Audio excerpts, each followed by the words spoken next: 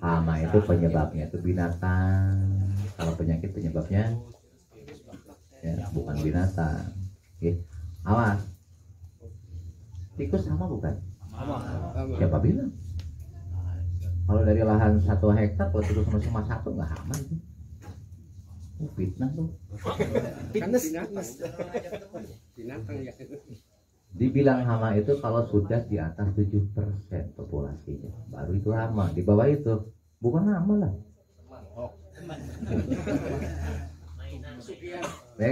Awas jangan salah. Oh, ini dasar dia loh. Ini keilmuan dasar loh. Ketika tikusnya cuma 1 ekor dari lahan 1 hektar, itu bukan hama. Ya. Tikus main. Nah, yang paling repot apa? Salah diagnosa. Udah tahu hamanya misalkan walang sangit. Salah nggak sih? Obat. Kasih obat. Sakitnya mata yang diobatinnya. Wajar nggak pernah ya. Artinya apa? Harus bisa mendiagnosa. Kita kan general, wis nggak usah pusing. Apa? Masukin aja KP. Masukin semua.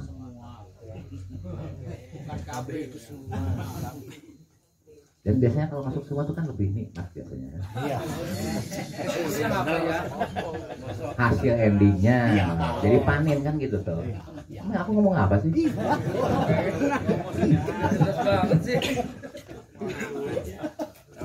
Bisa dipahami? Artinya masukin semua. Jangan dimilah-milah. Gitu. Gitu. Paham ya? Ya. Cuma kita kan punya satu kearifan juga, jangan rusak lingkungan kita. Artinya jangan pakailah yang membahayakan yang lain. Oke. Aku nggak ada istilah organik lah ya. Pokoknya yang penting sehat, wis gitu aja. Karena istilah organik juga rumit sebetulnya itu, pancu itu. Ya, nggak jelas. Jadi syaratnya apa? Yang pertama, masukin anti jamur, anti mikroba, terserah mau jenis apapun. Kalau yang ayah kembangkan, kalau kontaknya aku pakai anti jamur repo, ya.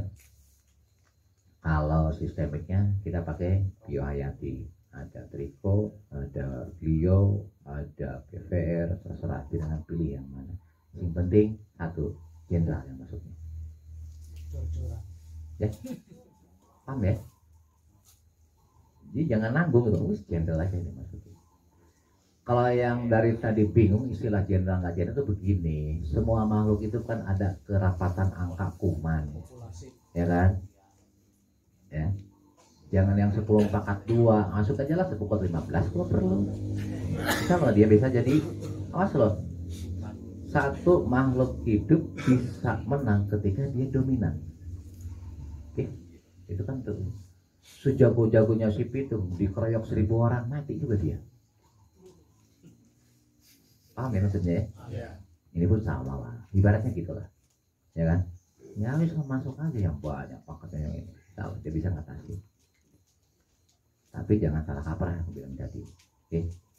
Ya terserah, nanti jangan pilih yang mana terserah. Yang penting paketnya yang paling tinggi. Untuk saat ini pangkat paling tinggi biasanya yang berada di pasar itu sudah pangkat 12. Merek apapun bodo amat, terserah. Ya. Kalau kita yang dikembangkan sekarang paling tinggi 10 pangkat 15 kita kembangin, terserah. Nggak tahu tuh pakatnya apa, nggak ngerti.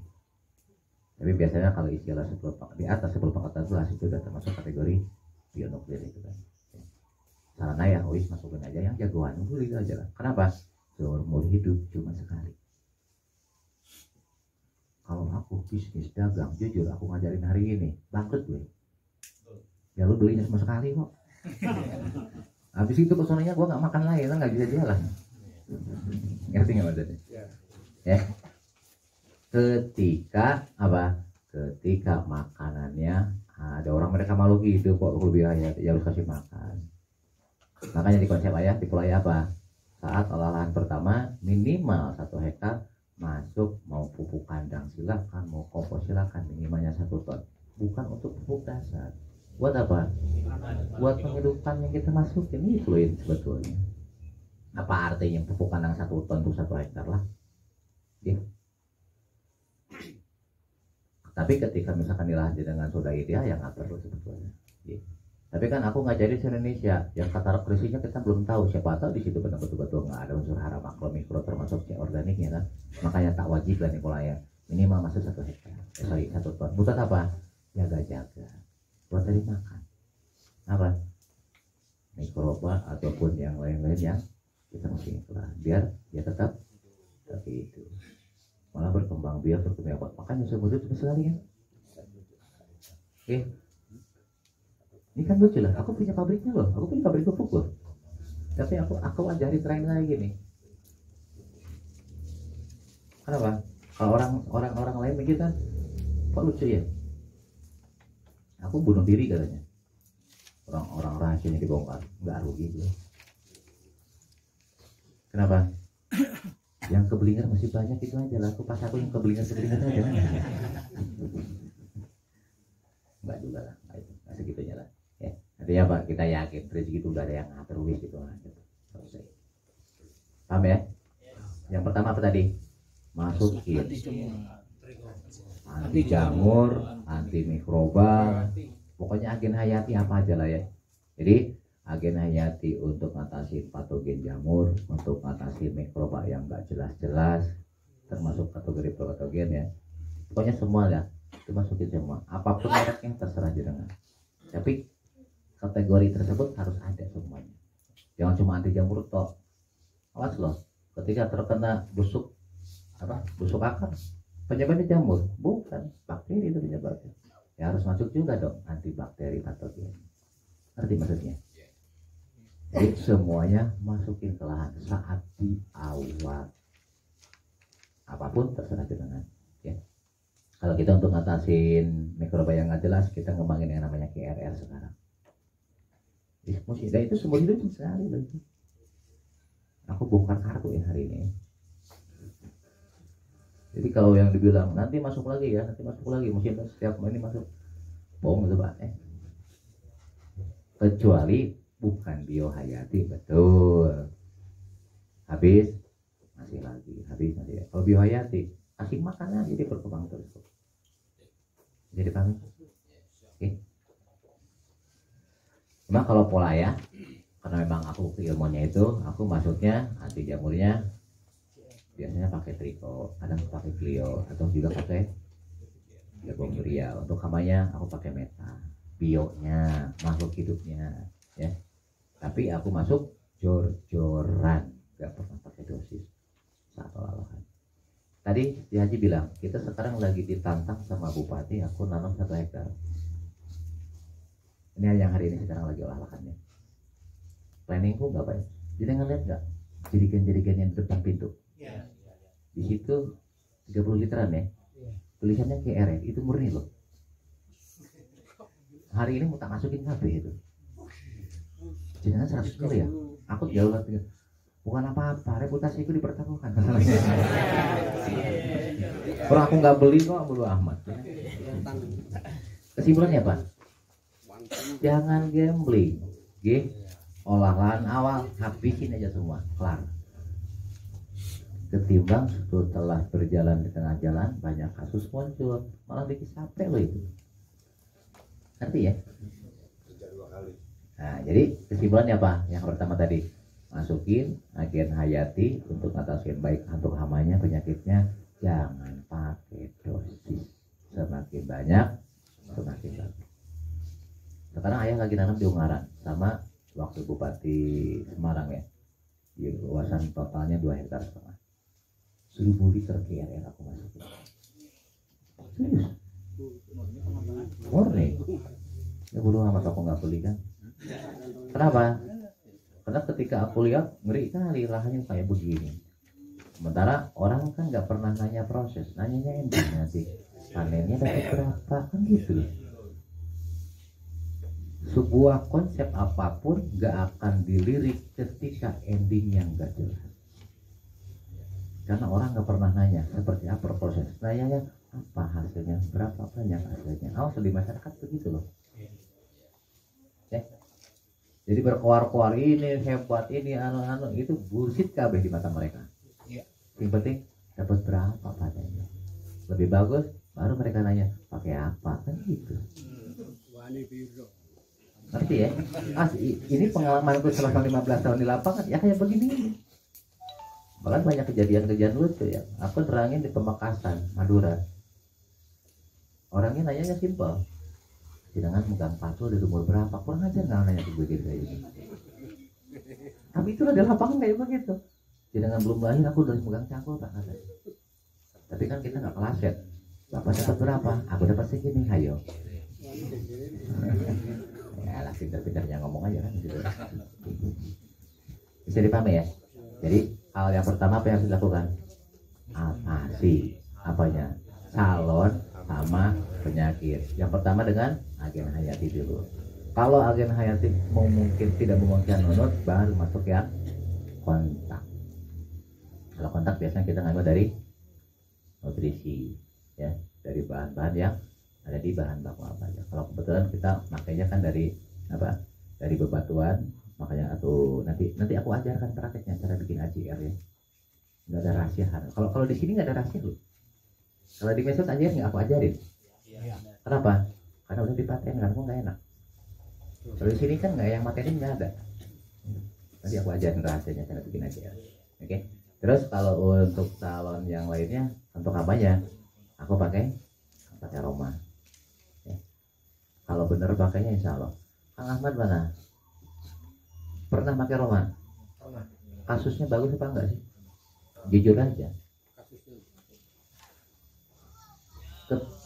Ketika jenengan pakai Roma, ya, itu bagus nggak sih? Bagus, cuma mungkin saya ininya prosesnya masih terlalu. Aku nggak nanya itu. Artinya bisa ngatasin hamanya enggak? Bisa. Padahal bahannya sederhana loh. Ketika apa? Ketika bener bikin. Pernah disemprotin ke ulat? Iya. Mati? Mati. Berapa lama? Kalau yang segini Iya. sekitar 1 jam lah. Iya. Itu mati. Yang kecil? Tapi yang paling segini itu nggak ada 1 menit mati. Bukan aku yang ngomong loh. Ulat keket. Ih, kalau aku yang ngomong ya pantau saja lah si ayah penemunya kan gitu toh. Ini pelaku loh. Aku aja baru ketemu kalau kali ini loh. Selama ini kita hanya komunikasi di dunia gaib aja kan. Artinya apa? Enggak aku tanya itu sengaja biar jenengan paham. Ketika suatu bahan walaupun dilihatnya kayak sederhana sekalipun, ketika benar insya Allah nggak ada bedanya dengan yang kontak dari bahan sintetis sekalipun. Kalau benar begini. Karena kalau nggak benar, bulu yang gede, yang kecil aja malah joget. Itu itu banyak. Makanya nanti pas praktek pertama kali yang ngerjain, nyontoin nanti Kang Ahmad ya. Karena aku anggap bukan dia ngomong bener kan kayak tadi kan. Nah, contohin gimana cara prakteknya. Yang lain nonton, abis itu nanti mau coba praktek sendiri. Enggak. Maksudnya itu gini. Jadi apa? Apapun suatu keilmuan ketika benar dan sesuai dengan yang dianjurkan insya Allah hasilnya luar biasa. Karena aku bikin apa gini. Karena ketika aku ayah bikin sebuah formula itu kan nggak asal-asalan, pengujiannya itu kan bertahun-tahun tuh. Kalau ujuk-ujuk asalnya plak ngomong aja, ini tambahan gitu. Dan berani ngomong, kenapa? Oh semua maaf, ketika kita ngomong kan kita punya tanggung jawab moral. Kenapa? Ketika nggak benar kan besok kita diledekin orang. Maka masa juga aku bodoh seperti itu kan nggak mungkin. Ya. Kita berani ngomong berarti kenapa? Karena kita tuh yakin ini sudah terbuktikan kan.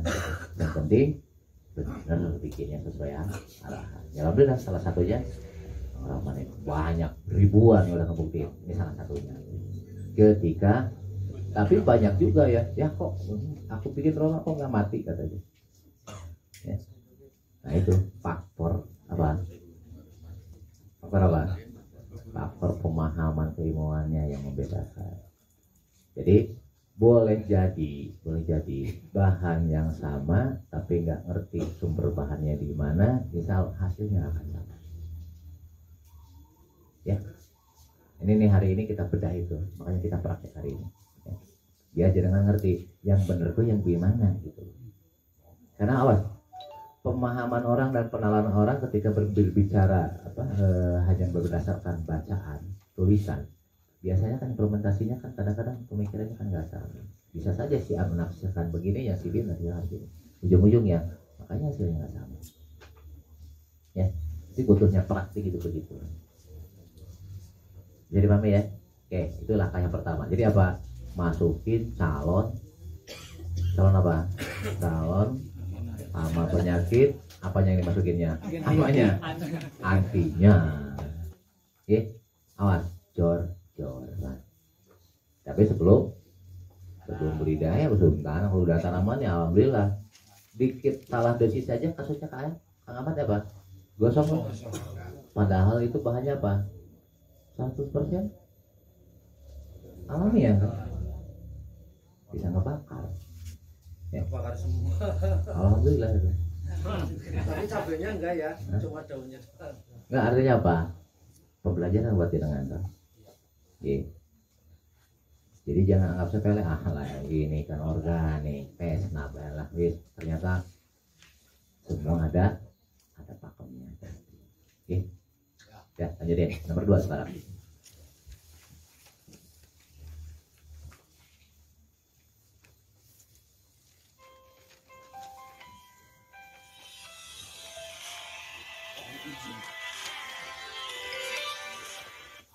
Itu di sini tuh. Nah, nomor 2 gini. Sebentar, ini sedikit menguak aja lah, pengen menguak aja ya. Allah Tuhan menciptakan alam ini sudah sangat sempurna. Oke, semua yang dibutuhin makhluk hidup yang diciptakan itu sudah ada di situ, termasuk pilar kita. Ya. Sebetulnya kalau yang paham, kita nggak perlu nutrisi untuk tanaman kita. Gak perlu masuk pupuk sebetulnya kalau yang udah paham. Kenapa? Seperti itu sudah tersedia. Gimana? Bilang kita sendiri tidak ada. Yang jadi masalah kita bisa nggak memanfaatkan itu. Karena kenyataan di lapangan, di lingkungan, di alam, semuanya itu dalam bentuk terikat semuanya. Tidak berdiri sendiri. Karena kalau udah berdiri unsur ya hilang kabeh. Ya. M ada, P ada, K ada, semuanya ada kalau di lahan itu. Cuma biasanya mereka sudah dalam pada terikat. Nah, yang lebih nomor 2 apa? Untuk bisa menekan cost ke depan dan menciptakan ekosistem yang ideal, kita harus punya pasukan pengurai, perombak, dan lain-lain. Oke, ini saya pengen nanya lah sama jenengan. Pernah dengar nitrogen? Pernah dengar unsur N? Itu katanya kan dibutuhkan sama makhluk hidup, termasuk tumbuhan. Ya, buat apa? Ya. Secara umum gitu aja lah ya. Secara umum ya. Kita nggak ngambil detail lah, membuat nanti habis waktu.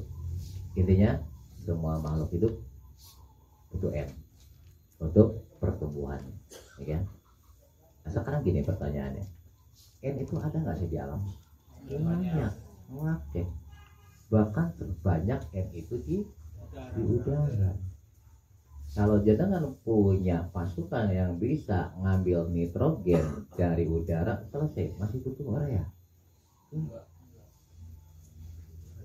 Ngerti nggak maksudnya? Iya. Ya, nggak butuh tuh sebetulnya. Jadi paham ya? Artinya apa? Yang kita butuhkan apa? Pasukannya itu. Di tanah itu banyak. Orang daun kering tuh. Itu fosfatnya tingginya minta ampun loh. Ketika jatuh ke tanah teruraikan menjadi apa? Jadi apa?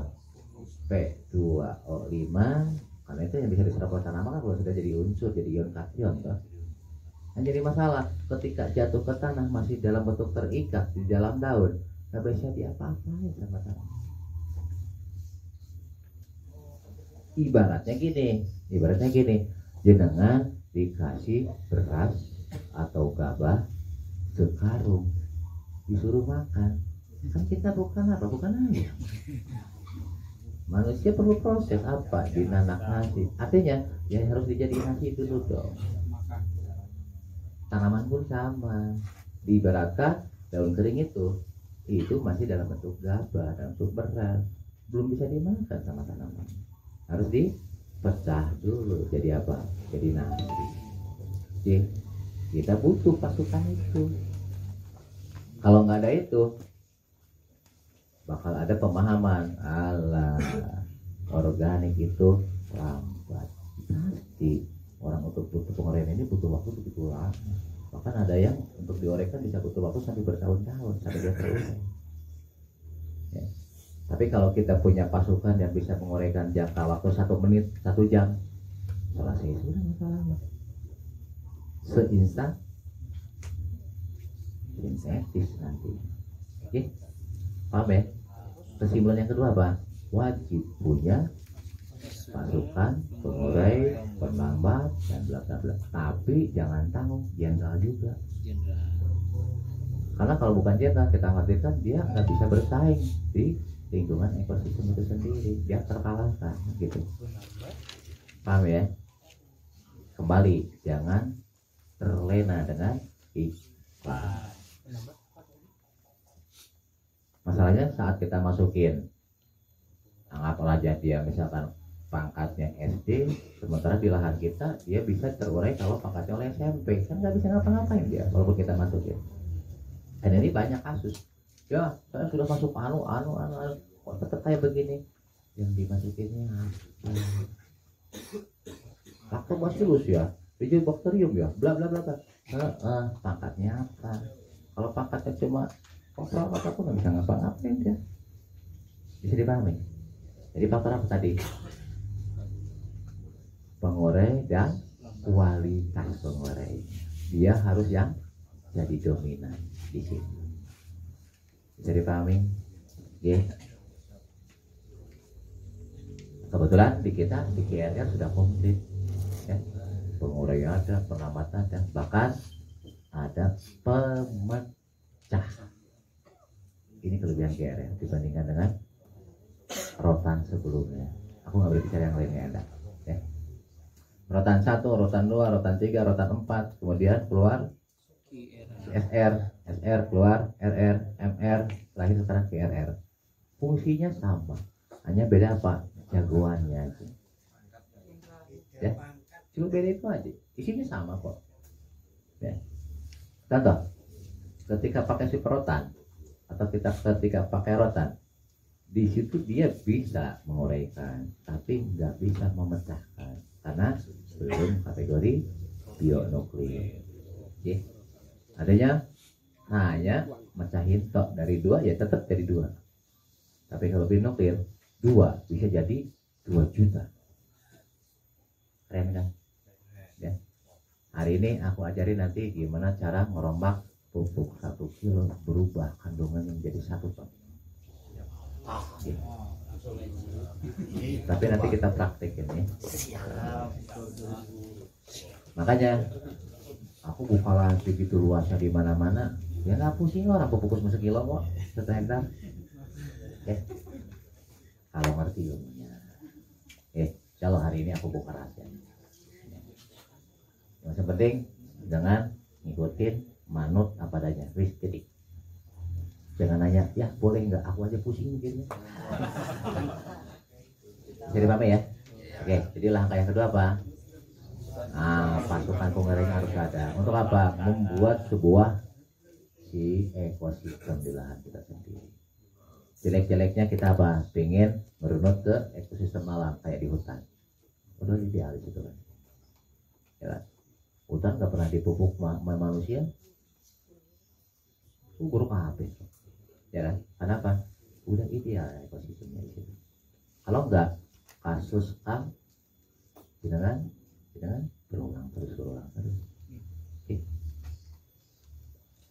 Nah sekarang gini, ini ada sedikit cerita intermezzo aja lah. Aku pernah nanam di Sumatera Barat, salah satunya ya, itu nanam kedelai sama teman kita, teman dari Babinsa. 100% nggak masuk apapun. artinya nggak masuk yang dibilang orang-orang istilah pupuk gitu ya, nggak masuk sama sekali. Yang ditanam nggak luas, cuma 5 hektar ya. Dari mulai tanam sampai panen nggak dimasukin apapun, hasilnya dapat 3 ton, lebih setengah ton dari yang pakai pupuk. Standar umum rata-rata kedelai jago-jagonya 2 ton setengah. Kita cuma bajak masukin GRR sebanyak-banyak, habis itu udah selesai. Kenapa? Satu hal, kita bukan jago, cuma kita ngerti. Aku tanya sejarahnya, sebelumnya ini lahan pernah diolah nggak? Pernah ya. Berapa tahun? Sekian tahun. Wes, asal masuk GRR, nggak perlu masuk pupuk lagi. Kenapa? Residu kimia sebelumnya bisa diuraikan dengan dia. Butuh lagi pupuk nggak? Pakai pupuk nggak? Pakai bekas yang dulu. Jadi aku nggak jago, cuma ngerti. Bisa dipahami? Iya. Jadi pahami ya? Jadi nggak jago, berhubung yang lain nggak ngerti, jadi kelihatan jago kan gitu akhirnya. Paham ya? Sebenarnya aku pakai pupuk bekas residu punya orang yang sekian puluh tahun ke belakang, akhirnya itu. Ya. Tapi kuncinya apa? Nomor 2 tadi harus punya pengurainya. Gimana cara menguraikan residu kimia yang sudah ada sebelumnya bisa dipecahin. Kalau enggak, ya wassalam ya gitu lah. Semakin lama sejarah sebelumnya dikasih pupuk nggak jelas, itu semakin banyak. Aku pernah meneliti secara teoritis tapi ya. Aku pernah waktu itu diuji sama Universitas Siliwangi. Aku masukin sampai ke dalam 15 meter, residunya hampir sama dengan di atas, luar biasa. Kata aku ini 100 tahun habis tuh. Tapi apa? Ada nggak pengurainya? Itu aja masalahnya. Kalau nggak ada, ya nol besar. Bisa dipahami ya? Insya Allah GRR mampu. Alhamdulillah, aku nanam di gambut banyak. Dan sekarang teman-teman kita yang di Kalimantan Selatan ya, binaan-binaannya si Kang Budi, Kang Keceng, ya, alhamdulillah bisa di crossing bagus-bagus hasil. Padahal itu udah 100% itu. Ketika pengurainya ada dan mampu menguraikan. Jadi sekali lagi ya, jangan terbuai dengan iklannya. Hati-hati. Jadi pahami? Oke. Sekarang nomor 3. Faktor ketiga ya, nomor 3. Yang harus kita siapin sebelum apa? Berbudidaya. Ya kan?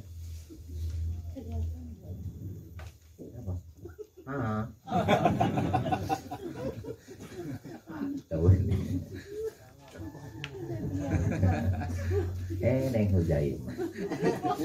Walaupun ditutup aku tahu dari kacamatanya.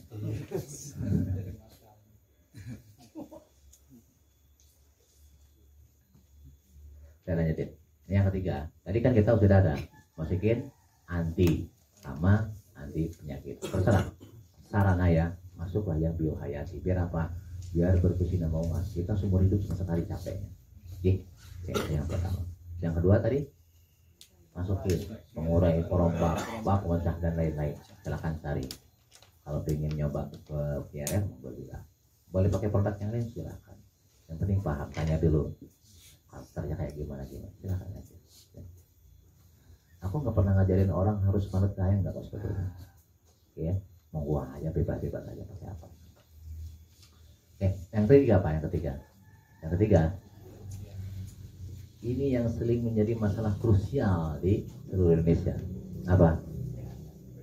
Bukan. Kita belum siap sebetulnya berbudidaya. Kenapa? Saat jenengan mau nanam tanaman, kebutuhannya belum diapa-apain, belum siap, selalu serba dadaan. Wassalam. Ya, harus diperhitungkan itu. Itu kan salah satunya aja. Oke. Calon amunisinya, calon pestisidanya, calon apa lagi? Usahakan seluruh stok tanam sampai satu musim itu sudah ada. Jangan dadaan, dan kebanyakan kan begitu. Ujung-ujungnya ketika sudah melalui stadium di atas kritis, selesai sudah. Babak belur. Kegagalan siap-siap aja. Paham ya? aneh, ini kebiasaan. Makanya mulai sekarang sampai besok, ini contoh, aku baru mau olah lahan, RP udah tak siapin, ini mau tak angkutin nanti, itu yang dijerigen-jerigen, padahal namanya belum. Ketimbang kita telat nanti pas ada penanganan. Ini hal yang pokok yang ketiga ini yang harus dipahami. Ya Kang ya. Nah, ini semua hai orang sini. Nah, Bogor kan? Tadi mana? Banjarnegara. Ya. Oh yang ini yang buat lupa. Dan ini selalu kayak begitu loh karakternya. Tuh ini, waduh, belum ada ya. Yang ini. Kenapa? Ketika misalkan yang permasalahannya yang standar, yang kecil, mungkin tidak langsung efeknya begitu besar. Tapi ketika sesuatu yang masuknya hal yang dalam kategori misalkan sangat cepat perkembangannya, bubar jalan. Ya. Siapa yang menonton melon di sini? Tidak ada. Pengalaman sehari kurang penanganan, bubar tuh. Siap, rugi itu. Berapa puluh juta rugi itu. Yang salah siapa? Kita yang salah. Apa? Belum siap sebetulnya. Oke. Dan ini kebiasaan. Ya, gini. Udah punya ininya, belum bikin ya. Ya udah wassalamualaikum, tunggu matinya aja kalau gitu kan. Nanti ya. Awas loh. Dalam budidaya apapun, bukan hanya di pertanian, di peternakan, di perikanan pun sama. Apapun yang kita butuhkan, siapkan dari awal sebelum kita budidaya. Siap penadanya. Jangan dibikin pas, lebihin. Siapa tahu kasusnya ada. Oke. Bisa dipahami ya? Ini faktor ketiga dalam budidaya.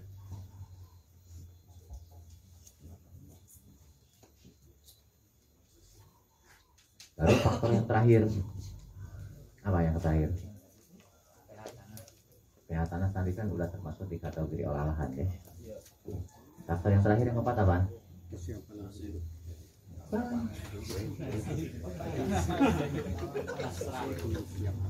Yang keempat apa coba? Apa coba? Perawatan. Oke, awas. Tahu penyebab keriting itu foto api. Tahu penyebabnya itu, tapi nggak dikerjain. Ini loh. Kenapa orang tua kita dulu tiap pagi pasti jalan ke kebun atau ke sawahnya, padahal nggak ngapa-ngapain. Ini dia. Ini kita nanam cabai, masuk ke botel, jangan cuma dilihat aja, dipegang, lihat, balikin. Ada nggak umat? Ada nggak